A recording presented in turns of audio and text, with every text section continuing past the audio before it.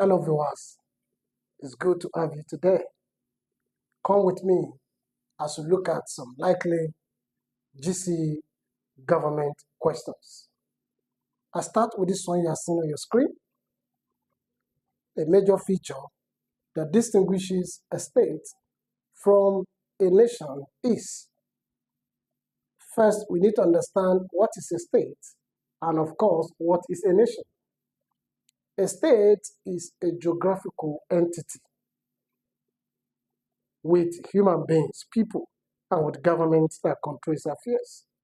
So a state is a territory, a boundary, while a nation is any group of people with common history, common ancestry, common culture and tradition. Okay?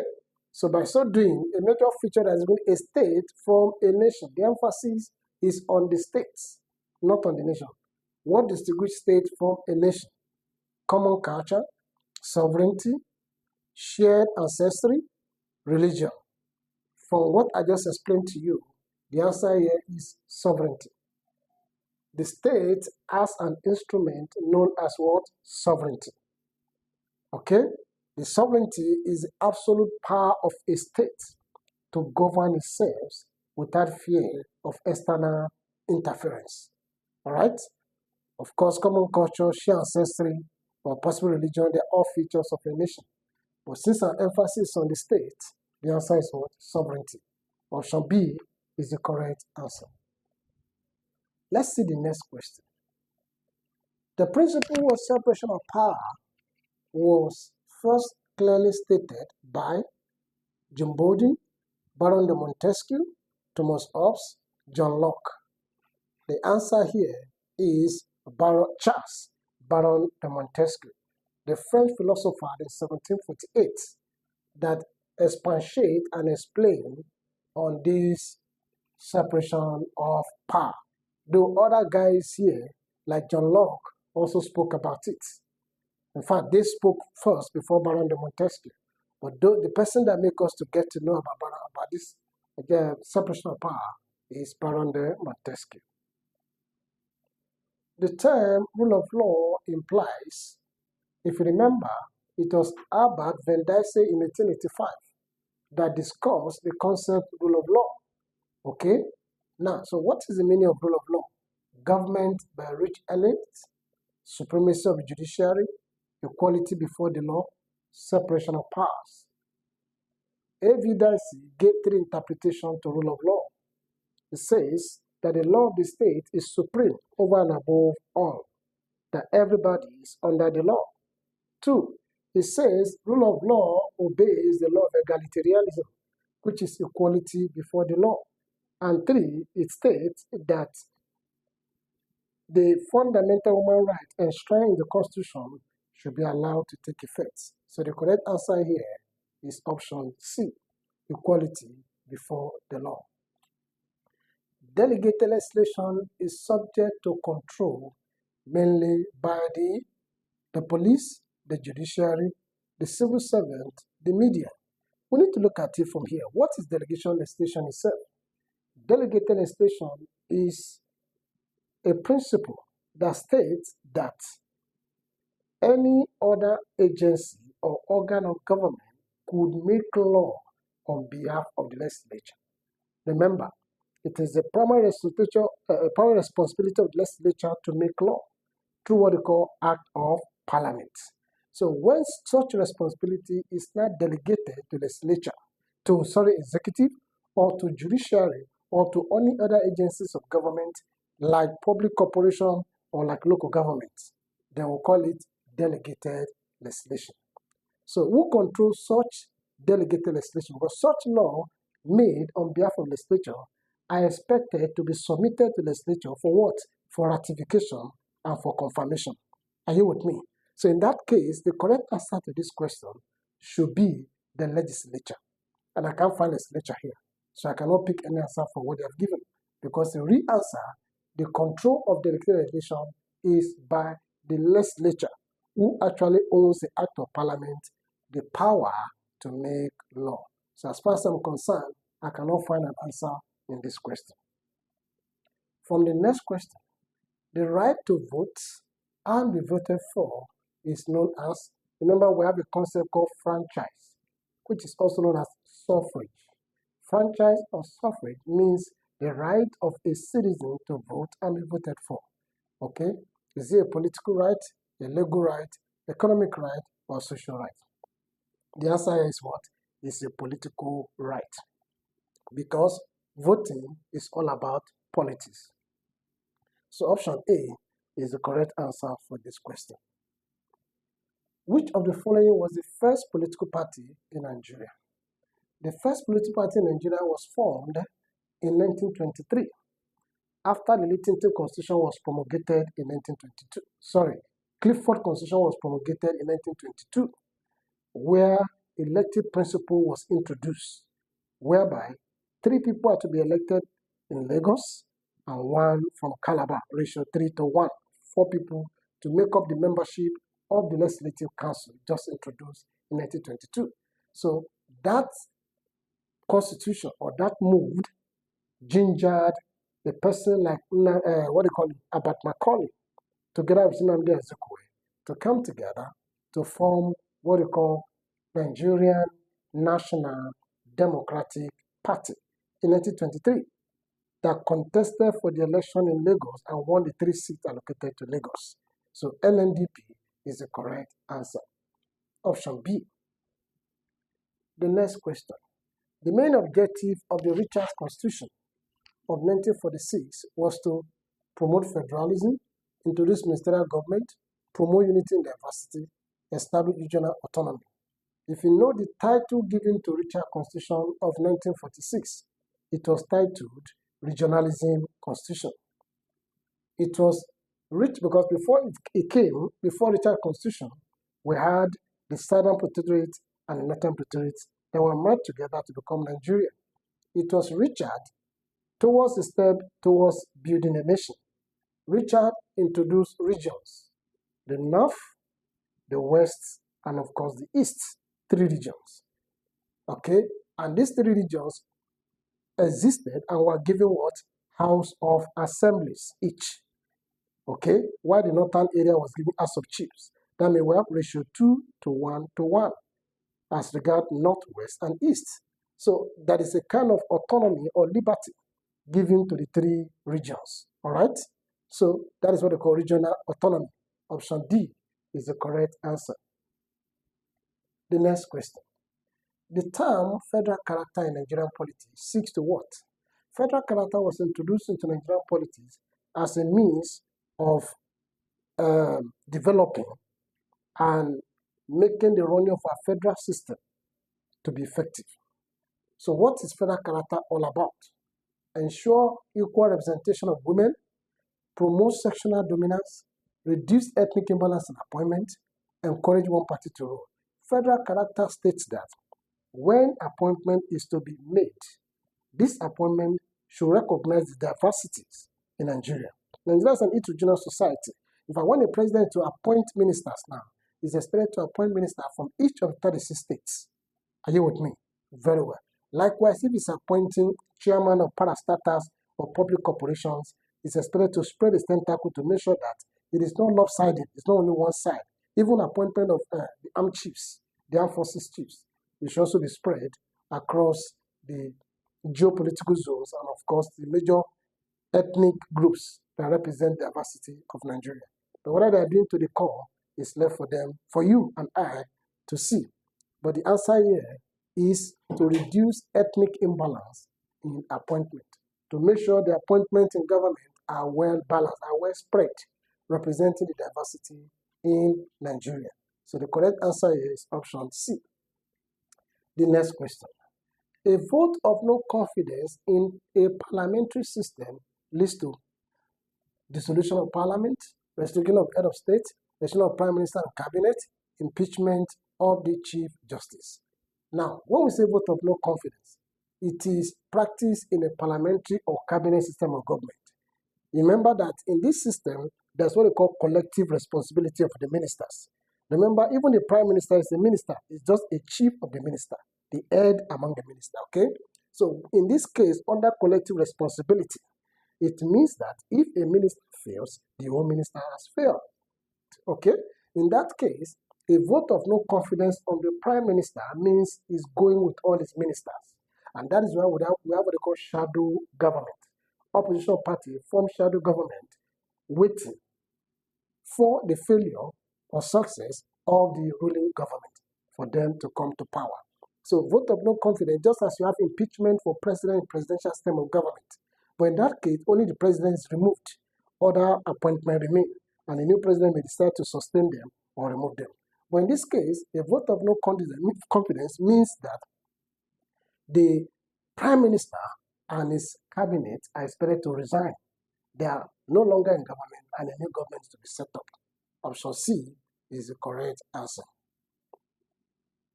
The next question. The judiciary serves as the guardian of the executive, legislature, constitution, and civil service. The answer is what? The constitution. They are the custodian of the constitution. The laws are made by the legislature. The laws are enforced by the executive. It is judiciary that explain, they interpret the laws. So they are the custodian of the law. The law are kept in the court of law, and the court of law is part of the hands of the judiciary. So they are the custodian of the constitution. They are the one that defend the constitution. Option C is the correct answer. The next question. The Berlin Conference of 1884-1885 was significant because, that conference was called at the instance of the head of Germany then, okay?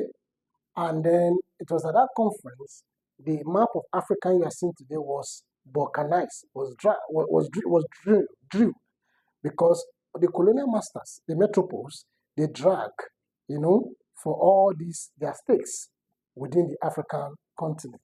So it was a partitioning of African entity according to the wishes and caprices of the colonial masters. Partitioned Africa among European powers. Option B is the correct answer. The 1963 Republican Constitution of Nigeria made the country a republican state, and a sovereign republic indeed. Remember, we had the Constitution in 1960. That Constitution was promulgated and granted us independence. But only as an independent, our head of state was still the Queen of England. Nnamdi Azikiwe, as in 1960, was named the Governor General. The Governor General is an agent, a representative of the British Queen. So he was representing the Queen of England, which means it was just a figurehead, a ceremonial head. The real head of state was the Queen of England. But by 1963, a Republican Constitution was promulgated by Azikiwe as head of state and, of course, Tafawa Balewa as Prime Minister. And in that constitution, it was stated that Nigerian head of state was no longer the Queen of England, but not represented by Nigerian, which is Nnamdi Azikiwe. So Azikiwe became the head of state actually in 1963. He became the ceremonial president of the first president of Nigeria in 1963. All right? The one he did between 60 and 63 was just an acting, okay, a representative of the Queen. So we became a republic, a sovereign state. Because it was at that time, by 1960, we had Supreme Court. Remember, Supreme Court was created in 1954. But at that time, the court was not the highest court in Nigeria. The judgment of Supreme Court was subjected to the approval of the private judicial committee of the private council in London. All right? But now, by the time we became a republican, Supreme Court of Nigeria became the final court of appeal, the highest court in Nigeria. And whatever judgment given is final. So Nigeria became a sovereign republic. It became republican by this constitution. Option B is the correct answer. Which of these organs implement government policies? I just mentioned that few questions before now. Why the legislature makes law or enact laws? The executive enforce, implement, execute, carry out government laws, government plans, government policies. Why judiciary interpret, explain the laws? So the answer here is option A, the executive arm. A system where the central government controls both state and local government is federal, unitary, confederal, parliamentary. It is important for us to understand this, particularly these three systems. when it's a federal, when it's a unitary system, in a unitary system, the political power, governmental power is concentrated at the center in the hand of the central government. So if the central government wishes, it can create autonomous units or component units, either as regions or as state or as local government. So when they are created, such regions or state and local government, they are existing at the mercy of the central government, also known as federal government. Okay, that's a unitary. But in federal system, the power of the three arms, federal, state, and local government, are derived from where? From the Constitution. So the federal, as such, cannot usurp the authority or the power of the local government. And that is why we have elections for these three arms of these three levels of government. And that's why we also have executive head. For instance, for the central government, we have the executive president under federal system, and also presidential system, if that's what they are operating, like in Nigeria. Then we have executive governor, okay, and we have executive chairman for the local government. All right. So as such, the federal government cannot usurp the authority of the local or the state government. In fact, there could be disagreement between the units, particularly the state and federal government, and they have to go to court, Supreme Court, for interpretation to resolve their differences. That's happened over and over in Nigeria. The last one was about this VAT, value-added tax. The struggle between Nigeria, between the federal government and the state government, particularly the state government, that took federal government to court for interpretation.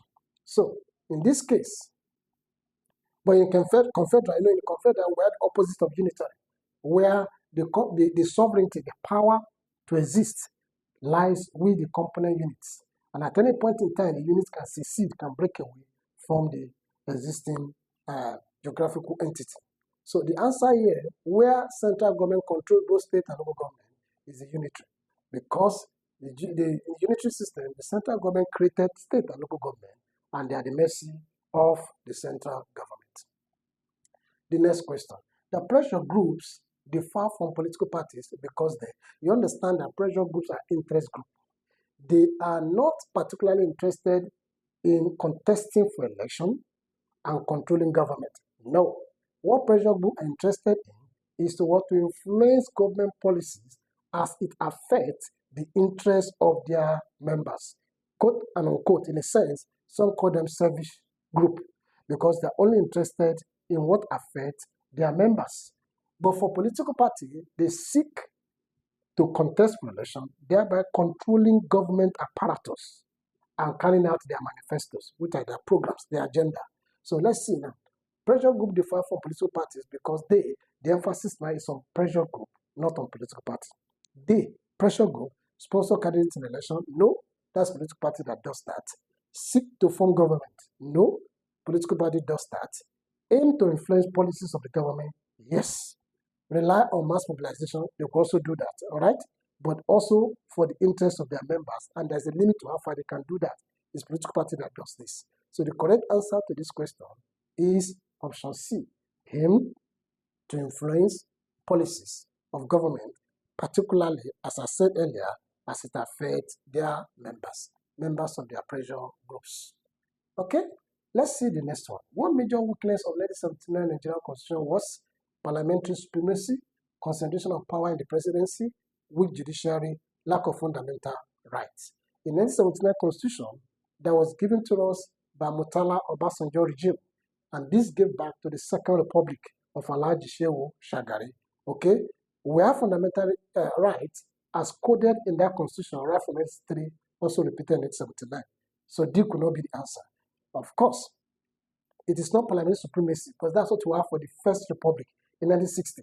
When we had independence constitution, the parliament was supreme, and that is why we have vote of no confidence being in place, all right, in the First Republic.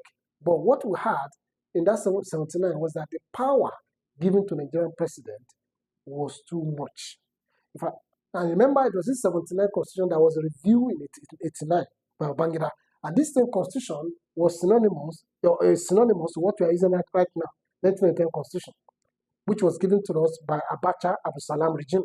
That's what we are seeing until now. Although it has undergone some balkanization, some amendment here and there, bit here, bit there. Okay? But as it may be, the Constitution concentrates too much of power in the presidency.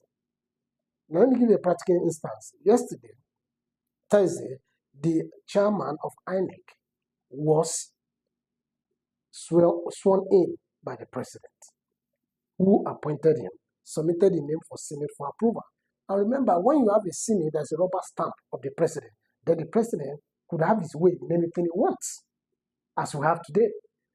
Because those that are the head of the Senate, they are like the boys, the agents, the stooge of the president. So the president could have his way on any matter, on any policy whatsoever. Okay? Now, give another case in time. How will the president be the one to appoint the INEC chairman that will conduct election for him? Okay, let me surprise you again. It is the president that also appoints the head of judiciary, Chief Justice of Nigeria, and also submit to the Senate. So if the Senate is a rubber stamp of the president will always have his way or whatever he wants to do. So you can see that there's too much of constitutional power in the presidency, in the hand of the president particularly. Okay? So option B is the correct answer. All right? The 19th Constitution of Nigeria provides for a parliamentary democracy, presidential democracy, confederal system, monarchical system. The answer is presidential democracy. We're operating presidential system of government. And that's why we have the president as our leader, as against what we have in 1960 and 1963 Constitution, where we had parliamentary democracy. But for this one, we are having presidential democracy. The next one. The highest decision-making body of the African Union, AU, is the Assembly of the Head of States and Government. It has been like this from OAU, even transformed to AU. Okay? And that's the collection of all the leaders of African countries. I think we used to have 32 members, and I think it's still so. Okay? Then these are other organs of AU, the Council of Ministers, the Pan-African Parliament, and of course the AU Commission. Whatever all these other commissions are doing, or agencies are doing, or organs are doing, it has to be synchronized to the decision of the Assembly of Head of States and Government. Answer is option A. If it's ECOWAS, the answer would have been the authority of Head of State and Government. Okay? Very well. And if it has to be UNO, to the General Assembly. Take note of that. Which of the following ensures accountability in public service? What makes public service to be accountable? Civil Service Rules, Code of Conduct Bureau, Public Complaint Commission, all of the above. The answer here is what? All of the above. Why? As a civil servant, there are rules that guide your operation, and you're expected to follow those rules. So you are accountable based on the rules and regulations that guide the civil servant. Okay? Then we have Code of Conduct Bureau set up as an agent of government that regulate and guide the activities of what? Of public servants. And likewise, we have what they call Public Complaint Commission, or known as what? Ombudsman, that investigates any misgivings or misdoing of a civil servant and suggests appropriate punishment or measures to be applied. So all of the above seems to what? Regulates the activities and the actions of this public servants, as well as make them to be accountable to the people. All of the above is the correct answer. A political culture where citizens are indifferent to politics is called participant culture, parochial culture, subjective culture, elective culture. This answer is parochial. Parochial is when people feel I don't care. They have nonchalant attitude towards their political system. They don't care. Even election is going on, people don't go out to go and vote. They stay in their houses. You know, whatever is happening in government is none of their business. They just, many of them, even they are educated. Some are just concentrating, making their own business work, going to their offices, doing their job, or staying in their houses and all this stuff. They are not interested about their political system, about the government, about the elections and whatever is going on. That is parochial mentality. Okay? Because they are not participating. They are passive. They are not active. Okay? So they are parochial. All right? They are parochial. All right? B. Which of these countries practice a confederal system of government? All right? At the moment, no country operates confederal system. And do you know why? A confederal system is a system whereby the enormous power in government, power is divided between the central and the component units. But the enormous power, the biggest power, lies with what? The component units. And at any point in time, any of the units can decide to secede. The word secede means to break away. And because of that, that's why no country at the moment is operating it. But it was practiced by Senegambia within this period, because this was Senegambia. And because of that confederation clause of secession, they broke to two different countries. And remember, this is exactly what led to Nigerian Civil War, Biafran War, when Odumegwu Ojukwu demanded Attaburi Accord in Ghana that Nigeria should change from federal system to confederal system. So that will enable him to break away with the eastern region. But Gowon resisted that by creating 12 states. And that led to what? Biafran War, because it's like breaching the agreement reached at Ghana Aburi Accord. Okay? So none of these countries operating it, except Senegambia, which was some years back, and now they are separate entities. At the moment, no country seems to operate confederation.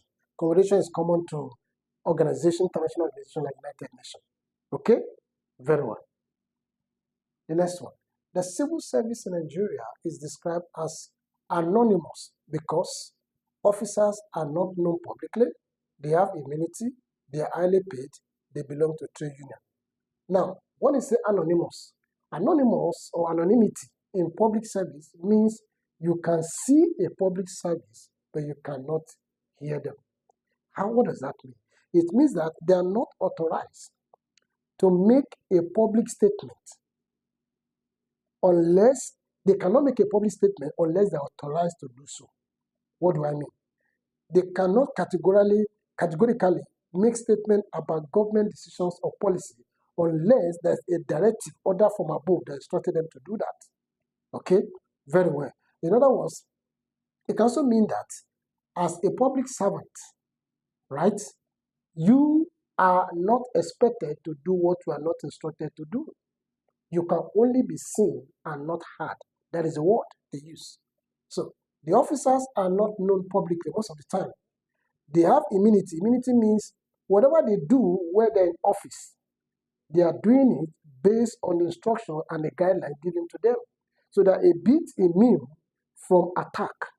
For instance, if a public servant like a judge give a judgment, maybe sentence somebody to death or to life imprisonment, you cannot accuse him or blame him on that because he's sitting on that seat and making such pronouncement based on the position of the law and, of course, the offense of the accused.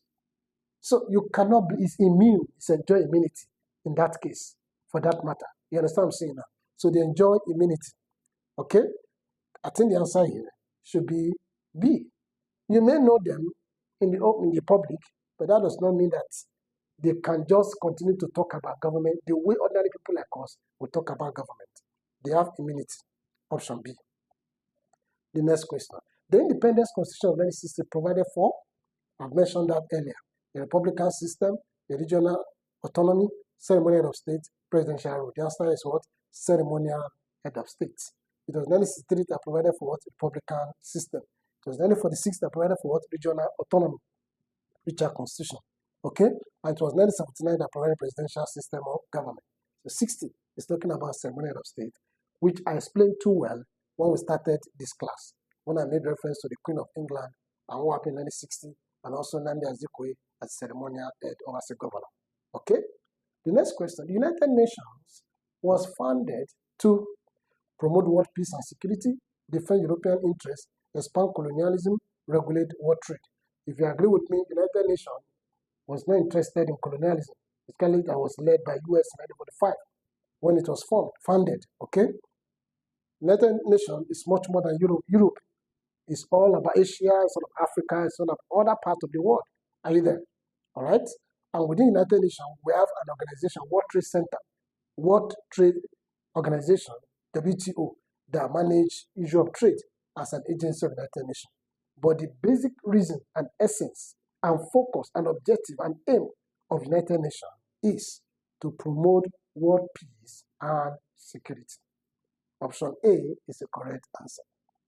The next question. One main function of legislature is to what? Is to make laws. That is the main function of legislature, to make laws.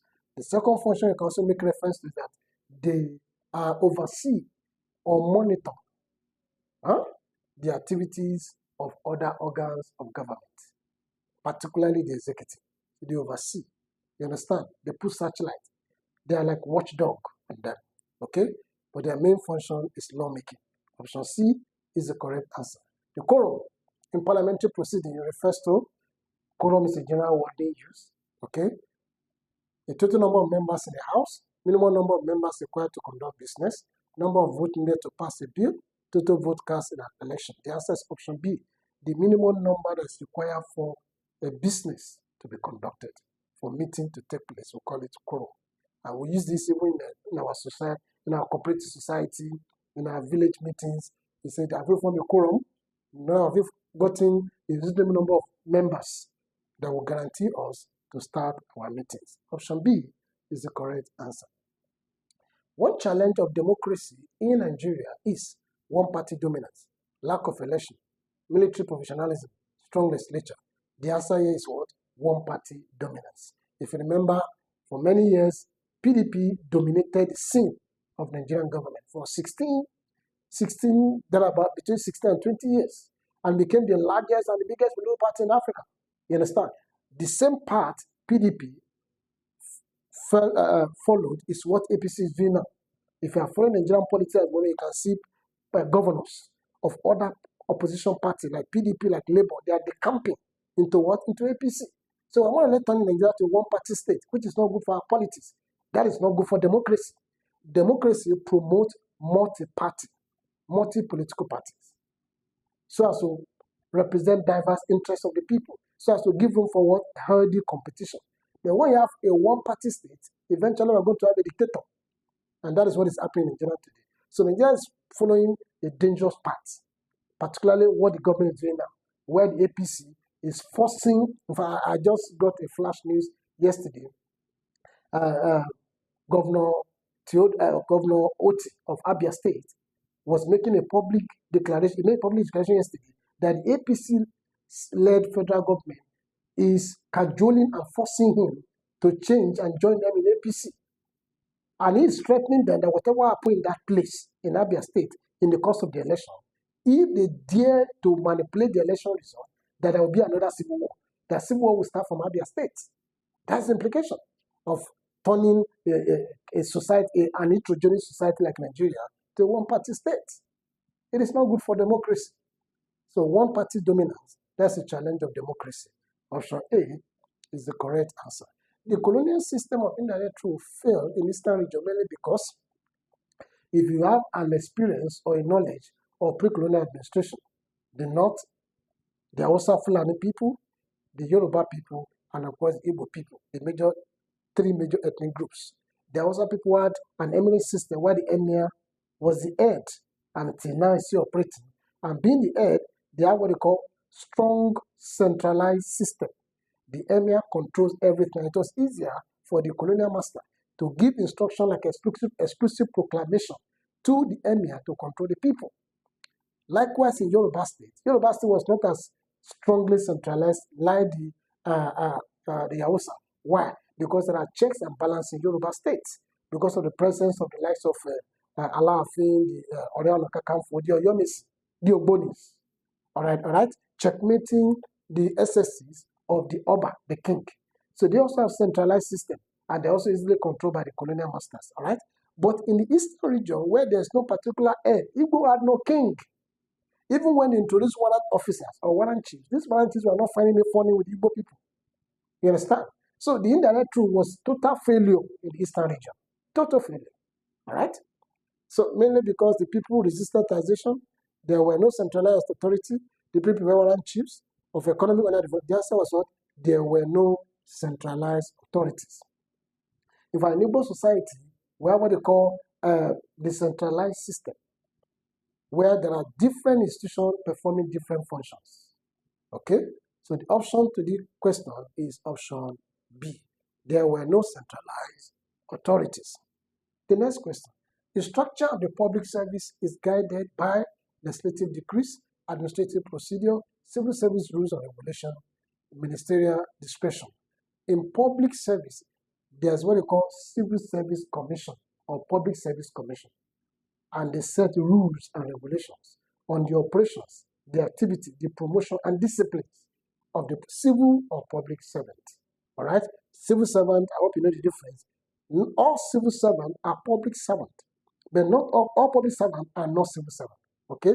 Civil servants, they are professionals, they are trained experts, recruited by the government to help government, particularly the executive, to make their policies and carry their policies. But public servants basically are political appointees. They are appointed by the politicians, by the government to assist government. All right? So, in that case, they were all within the rules and regulations that guide the administrative procedures in their system. Okay? C is the correct answer. The main aim of political socialization is to, we have what we call political culture. Political culture is the orientation, the belief system, okay, of people about their political system. All right? Where political socialization has to do with the process of transmitting, of carrying forward the political culture from one generation to another. Okay, so the main aim of political socialization is to what? To promote voter party, no, to make citizen a policies, no, to integrate individuals into their political system, to encourage literacy. The answer is option C, to integrate individuals into their political system. And with this, we have come to the end of this session. I want to encourage you to like this channel and subscribe to this channel and share the links with your friends. And if need be, if you have any question, you can send to us and we'll find time to attend to it. Thank you for watching.